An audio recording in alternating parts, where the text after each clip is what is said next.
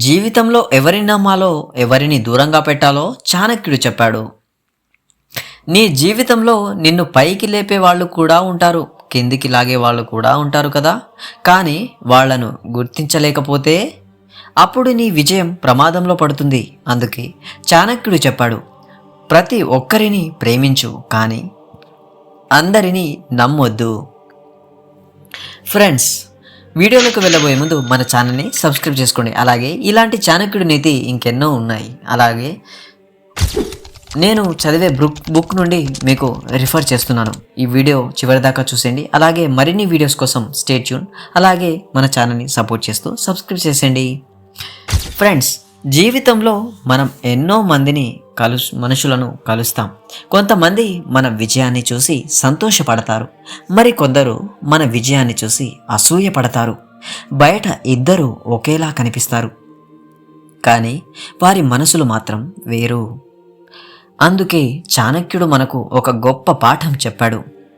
మనిషి మాటలతో కాదు, అతని పనులతో అంచనా వేయాలి. ఎవరిని నమ్మాలి ముందుగా తెలుసుకుందాం. నీ తప్పులను చెబుతూ నిన్ను మంచి మార్గంలో నడిపించే వారిని నమ్ము. నువ్వు చేసే తప్పు నీ పైన వేలెత్తి చూపే వాళ్ళని ముందుగా నమ్ము, ఎందుకంటే వాళ్ళు నీ తప్పును సరిదిద్దుతున్నారు కాబట్టి. నువ్వు కష్టాల్లో ఉన్నప్పుడు నీ పక్కన నిలిచే వారిని నమ్ము. నీ విజయంలో నిజంగా సంతోషపడే వారిని నమ్ము. నీ వెనకాల కూడా నీ గురించి మంచిగా మాట్లాడే వారిని నమ్ము. మంచిగా మాట్లాడేవారు ఎలా తెలుస్తారు? ఎలాగంటే నీ ముందు నీ తప్పులను నీకు చూపెడతారో వాళ్ళు బయటకు నీ గురించి అంత బ్యాడ్గా చెప్పరని చాణక్యుడు చెబుతాడు. ఎందుకంటే అలాంటి వ్యక్తులు అరుదుగా దొరుకుతారు. ఇప్పుడు ఎవరిని దూరం పెట్టాలి?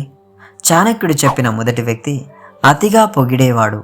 ఎప్పుడూ పొగుడుతూ ఉంటాడు కదా, అతడే మనకు బద్ధ శత్రువు మిత్రమా. చాణక్యుడు చెప్పేది ఏంటిదంటే, ఎందుకంటే ప్రతిసారి పొగిడే వ్యక్తి నీ మేలు కోరుతున్నాడని కాదు, చాలాసార్లు అతను తన స్వార్థం కోసం నీకు దగ్గరవుతాడు. ఎందుకంటే ఈరోజు పొగుడుతూ రేపు నీ సీక్రెట్ని తెలుసుకుంటూ అతను కూడా నిన్ను పాతాళంలోకి పాతిస్తాడు. అందుకే ఇప్పుడు రెండో వ్యక్తి చూద్దాం. నీ కళలను చూసి నవ్వేవాడు. నువ్వు పెద్దగా ఆలోచిస్తే అది నీ వల్ల కాదు అని చెప్పేవాడు. అలాంటి వాళ్ళు నీ జీవితంలో ఉంటే నీ ఆత్మవిశ్వాసం నెమ్మదిగా చనిపోతుంది. మూడవ వ్యక్తి అవసరం ఉన్నప్పుడు మాత్రమే గుర్తు చేసుకునేవాడు. ప్రతిసారి పని ఉన్నప్పుడు ఫోన్ చేస్తాడు, అలాగే పని లేనప్పుడు ఫోన్ చేయడు. అవసరం తీరాక కనిపించడు. అలాంటి వ్యక్తులకు నువ్వు ఒక మనిషివి కాదు, ఒక ఉపయోగపడే వస్తువు మాత్రమే. ఇక నాలుగో వ్యక్తి ఎప్పుడు నెగిటివ్గా మాట్లాడేవాడు. ఏ పని చేసినా అది కాదంటాడు, ఏ కళ చెప్పినా అది జరగదంటాడు. ఇలాంటి వాళ్లతో ఎక్కువ సమయం గడిపితే వారి ఆలోచనలు నెమ్మదిగా నీ ఆలోచనలుగా మారిపోతాయి. చాణక్యుడు ఒక అద్భుతమైన ఉదాహరణ చెప్పాడు. విషపూరితమైన పాము కాటు వేయకపోయినా దానికి విషయం ఉందని అందరూ అనుకుంటారు. అలాగే నీకు హాని చేసే వ్యక్తులను దూరంగా ఉంచు. వాళ్లను మార్చడానికి ప్రయత్నిస్తూ నీ జీవితాన్ని వృధా చేయొద్దు. గుర్తుంచుకో, నీ చుట్టూ ఉన్న 5 వ్యక్తుల ప్రభావం నీ భవిష్యత్తు నిర్ణయిస్తుంది. నువ్వు ఎవరితో తిరుగుతున్నావో అదే నువ్వు రేపు ఎవరిగా మారబోతున్నావో చెబుతుంది.